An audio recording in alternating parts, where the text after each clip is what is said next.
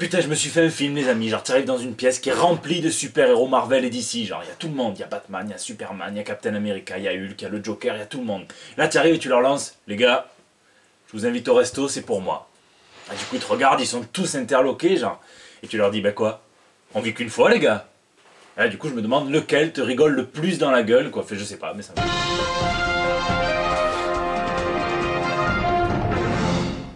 Beaucoup d'infos cette semaine puisque c'était la WonderCon ce week-end et une convention qui est très importante. Donc tout de suite, c'est les news de la semaine. Michael Keaton. Lorsqu'un journaliste lui a demandé comment il avait préparé son rôle du vautour, eh bien Michael Keaton, le meilleur frère caché de Julien Lepers, a répondu qu'il savait à peine qui était le Joker. Alors il n'a pas dû voir le film. Et il répond qu'il a deux sources, deux petites filles âgées à peine d'une dizaine d'années, les filles d'une ancienne collaboratrice à lui, à qui il envoie des textos quand il a besoin de savoir qui est qui. Donc non, ne cherchez pas, vous verrez pas dans le making of Michael Keaton sur le plateau en train de lire les vieux Spider-Man de Stan Lee, de Ditko et de Romita, mais en même temps, vu qu'on nous promet un vautour beaucoup plus ancré dans la réalité qu'un simple vilain qui se déguise en Piaf, pourquoi pas? C'est trop injuste. Et Marvel a tenu un sommet inédit ce week-end, réunissant des représentants de 14 organisations tirées parmi les plus grands libraires clients de l'éditeur pour avoir leur retour, pour parler business. Le média ICV2 a été autorisé à entrer dans le meeting pour reporter, pour rapporter aussi à ceux qui n'étaient pas là, chose qu'ils ont dû immédiatement regretter, c'est parti en couille en fait. Voilà. Alors les thèmes abordés ont tourné autour des personnages de Marvel qui changent beaucoup trop souvent et des grands classiques qui ont été oubliés. Marvel répond que non et que tout va changer avec l'Event Generations. On s'est plaint aussi des reboots et des relaunchs qui étaient trop nombreux et les libraires ont dit que si ça pouvait constituer d'excellents points d'entrée, eh bien c'était aussi des points de sortie pour les lecteurs qui sont excédés et qui se retrouvent plus dans leur collection. On s'est aussi demandé combien de titres reliés à une franchise à succès, au hasard Deadpool, est-ce qu'il faut pour dégoûter totalement un lecteur. Marvel a dit que le meilleur titre qui s'est vendu depuis les 3 dernières années, c'est Deadpool Kills the Marvel Universe. Donc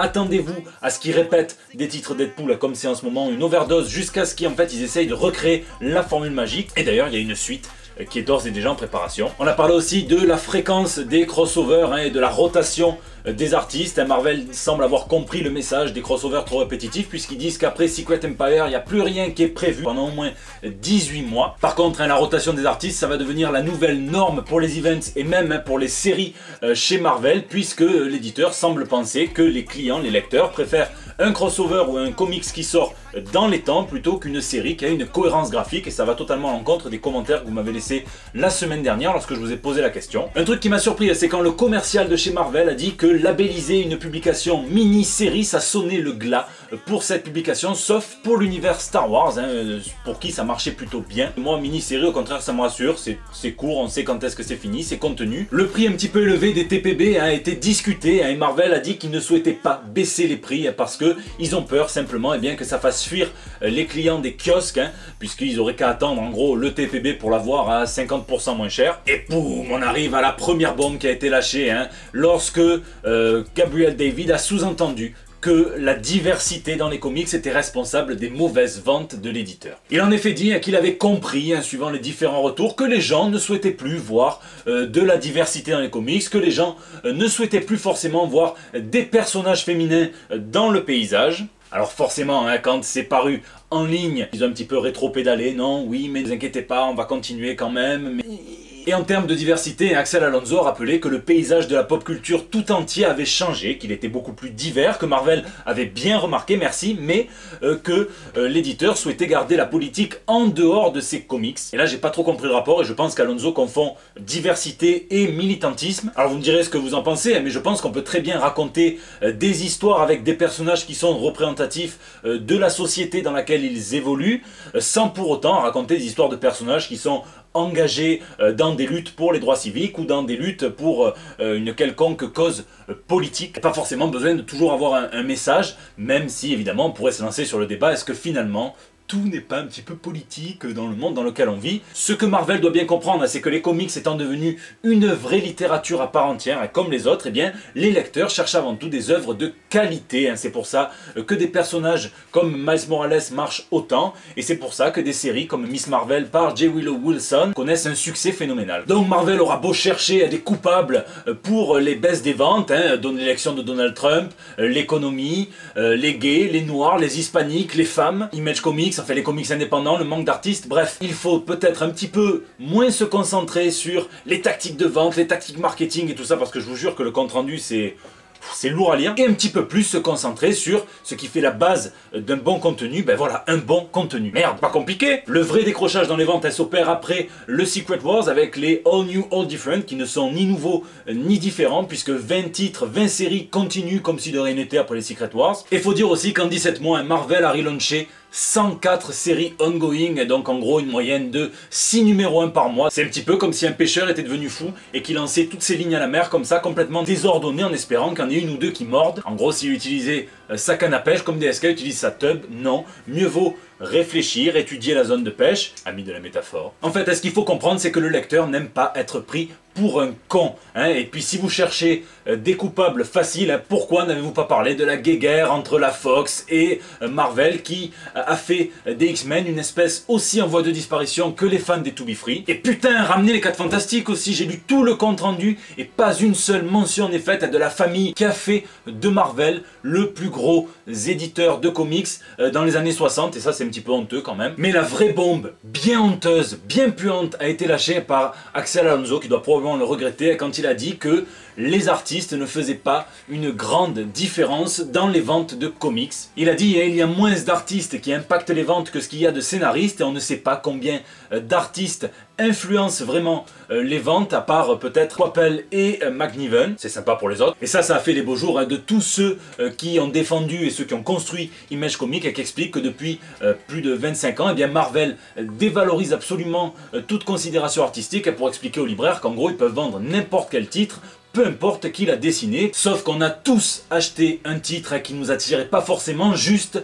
parce qu'il était dessiné par quelqu'un qu'on aime bien. Moi j'aurais pas été très attiré par exemple par l'adaptation en comics du Magicien d'Oz si ça n'avait pas été Scotty Young, ou par American Vampire Legacy si ça n'avait pas été Sean Murphy. Donc voilà Marvel, il faudrait pas se plaindre d'une situation qu'on a complètement contribué à créer, et puis quand on fait tourner les artistes sur des titres encore plus vite que ce que Patrick Sébastien fait tourner ses serviettes, et bien oui, on ne laisse pas au lecteur la possibilité de voir la vision artistique à long terme, mais il faut au moins 6 voire 12 numéros. Alors faut être juste, certains prennent quand même la défense d'Axel Alonso, comme Frank Shaw, qui rappelle que ça a quand même été toujours un ambassadeur pour les artistes, qui s'est toujours mis en première ligne pour défendre tel ou tel artiste, et qui a permis à beaucoup d'artistes d'émerger, donc c'est vrai, mais du coup voilà, ça colle pas trop avec le discours. Donc je vous laisse me dire dans les commentaires quel comics vous avez acheté simplement parce que c'était votre dessinateur préféré, et au moins on leur prouvera qu'ils ont tort. Valiant, des idiots. Et parlons plutôt d'un éditeur qui a des couilles et qui ne cherche pas forcément à rabattre la faute sur tout le monde à part lui-même. À la WonderCon, Valiant a tenu une conférence sur les 25 ans du personnage X-O Manowar, et ils ont invité pas mal de monde, sauf le co-créateur du personnage, Bob Layton, qui pourtant était présent à la convention et qui a de suite donc mis un petit message assassin, mais pas trop, sur Facebook, pour dire que c'est quand même un petit peu une honte. Et Fred Pierce, l'éditeur de chez Valiant, lui répond sans détour: nous sommes des idiots, nous n'avions pas réalisé que vous étiez à la WonderCon avant de se croiser au dîner de samedi soir. Alors évidemment, vous auriez dû être là, mais on n'y a pas pensé. Désolé, nous sommes de gros débiles, faisons en sorte que ça ne se reproduise plus. Simple, propre et efficace. DC tease. Et pendant que Marvel se lamente, eh bien DC tease sur tous ses prochains events. On en a su un petit peu plus, mais pas trop, sur le prochain projet de Snyder et Capullo, le gros event sur Batman, ça s'appellera Dark Knight Metal. Ça commence en août 2017, mais on ne sait pas vraiment combien il y aura de numéros, combien il y aura de tie-in. On sait apparemment que Metal sera contenu sur lui-même, qu'il n'y aura pas besoin d'acheter 150 séries autour, mais apparemment aussi, Snyder nous dit qu'il a mis des indices dans ses 50 numéros du New 52. Donc bon, Snyder a promis d'explorer les chemins que les héros n'empruntent pas, les choix qu'ils ne font pas forcément. On sait aussi que le Dark, The Dark Knight, ça évoque le Dark Matter, la matière noire, la Dark Energy, mais que ça sera pas trop dark non plus, pour coller avec la tonalité un petit peu joyeuse de tout le Rebirth. On sait que ça aura un rapport avec Hawkman, le fameux métal NTH.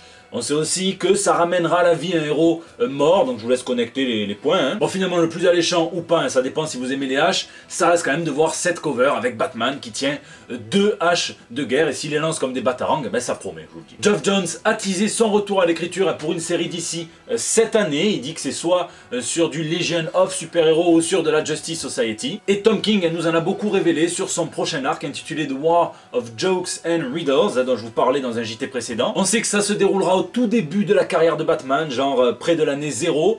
On sait que ça commencera avec un cliffhanger dans le numéro 24, que ça commencera officiellement dans le numéro extra large d'anniversaire, le numéro 25. Ça sera l'histoire du Joker et de l'Homme Mystère qui ne veulent pas chacun que l'autre tue Batman pour ne pas être privé de la satisfaction de le faire soi-même. Et donc du coup ça va déclencher une grosse guerre des gangs, un gros bordel. Batman il va être pris au milieu de tout ça. On nous promet quelques versus de qualité, genre Deadshot versus Deathstroke, genre Solomon Grundy versus Killer Croc. Et l'arc elle sera séquencée, comme c'est la mode en ce moment, en 3 actes en gros, de 2 issues chacun, et des numéros de pause. Là ce sera le 27 et le numéro 30 qui seront consacrés à un vilain de seconde zone, genre un vilain de série Z, qui sera pris au milieu de cette bataille, qui sera complètement surpassé. Et ça sera un artiste guest qui se chargera de l'intérieur. Le lièvre et les tortues. Rien ne sert de courir, il faut partir à point, mais bougez-vous quand même le cul parce que la survie du Japon en dépend. Au mois de juillet, le lapin, garde du corps badass, Uzaki, Yujimbo et les tortues ninja feront équipe lors d'un one-shot contre le grand loup noir immortel Jay, qui veut détruire le Japon. Ça sera entièrement écrit et dessiné par le créateur du lapin Ronin, Stan Sakai. Un peu froid, non? Et les deux univers se sont déjà rencontrés à de multiples reprises, que ce soit dans la série animée, dans les jeux vidéo ou même dans les comics. Donc voilà une nouvelle qui risque de faire kiffer tous les fans d'anthropomorphes. À l'expo Alex Ross. Tiens, un jour, j'ai posté une illustration d'Alex Ross sur Twitter ou sur Facebook, je sais plus, et il y a un abonné qui m'a répondu que ce genre d'œuvre d'art devrait être dans un musée. Eh bien, c'est désormais chose faite. Et oui, le musée Shenandoah Valley en Virginie a inauguré samedi dernier, le 1er avril, une exposition consacrée à Alex Ross. Et ils ont littéralement été pris d'assaut. Plus de 1000 personnes sont venues alors qu'ils en attendaient environ 200. La boutique a été aussi prise d'assaut puisque tous les prints en édition limitée, ça oscillait entre 50 $ et 150 $, ont été vendus. Tous les objets en fait concernant Alex Ross ont été vendus avant 14 h et l'artiste a même été obligé de rallonger son temps de dédicace puisque 3 heures ne suffisaient pas pour signer pour toutes les personnes qui étaient présentes, et certaines avaient fait 8 heures de route, ils étaient venus depuis la Californie. Vive la pop culture. À l'aide, Peter David, le créateur de Maestro Hulk ou le créateur de Spider-Man 2099, a posté un petit message pour faire un appel aux dons sur son blog. Il raconte qu'il avait fait un carton financier avec sa série Space Cases, qu'il avait mis beaucoup d'argent de côté pour payer le fisc, mais qu'un jour, lorsqu'il est allé retirer sur son compte, il s'est rendu compte que la moitié de l'argent manqué, ça avait été retiré par sa femme pour payer les frais de divorce, les frais d'avocat. Il a aussi appris par la même occasion que sa femme le quittait, donc c'est dur, on se moque pas. Du coup, il s'est mis dans la merde, et avec les arriérés, les retards et tout ça, eh bien, le fisc lui demande 88 000 $ qu'il ne peut pas payer, donc il a lancé un appel aux dons. En 2 jours, il a réuni près de la moitié de la somme avec 40 000 $, à tel point qu'il s'est mis à faire comme si c'était une campagne de crowdfunding, c'est un petit peu ça, mais comme c'était une campagne banale, il a mis des paliers, il a dit qu'à 40 000, il lâchait une petite histoire, il a dit aussi qu'avec les chèques, si vous lui envoyez des livres, eh bien il les signe. Et il a même promis de se mettre à regarder The Walking Dead, puisque Robert Kirkman a fait apparemment le don d'une somme assez généreuse. Donc c'est classe, c'est la classe. Et Jim Starlin aussi a besoin d'aide, puisqu'il a soumis son roman, qui devait à la base être illustré, mais qui finalement ne le sera pas, mais il veut absolument que ça sorte, donc il a choisi la voie de l'e-book, il a choisi Amazon, il a soumis à ce qu'il pensait être un panel d'éditeurs qui validerait son roman pour l'éditer, mais en fait non, il s'est trompé, il a mal lu. C'est un panel de consommateurs en fait, donc de scouts d'Amazon. Les scouts, ce sont les éclaireurs. Donc il a besoin du vote du public pour continuer à mener ce projet à bien. Donc pour ceux qui aiment bien lire en anglais, pour ceux qui aiment bien voter, je vous mets le lien dans la barre d'infos de son projet. Au moins vous pourrez lire le premier chapitre de son livre et voir un petit peu si ça vous plaît ou non. Je rappelle que Jim Starlin, c'est celui qui a quand même créé Thanos, celui qui a fait tous les récits cosmiques, et que c'est un putain d'écrivain quand même, un putain de scénariste. C'est la fin de ce JT Comics, je fais un coucou à Xavier Fournier, à Lise Benkemoun et à toutes les équipes de Comic Box qui malheureusement s'arrêtent ou peut-être renaîtra de ses cendres comme un phénix. En tout cas, bon courage à vous tous. Je vous rappelle qu'on peut se capter sur les réseaux sociaux, sur Facebook, sur Twitter, sur Instagram, sur YouTube, dans les commentaires. Vous pouvez aussi me laisser vos petits messages pour le bandeau. Vous le savez, lisez, lisez et lisez autant que vous pouvez. C'est dur, mais on essaye de trouver le temps de le faire. Et je vous donne rendez-vous dès la semaine prochaine pour des nouvelles toutes fraîches. Et en exclusivité, 10 secondes d'aperçu de Batman Metal. Je suis Batman.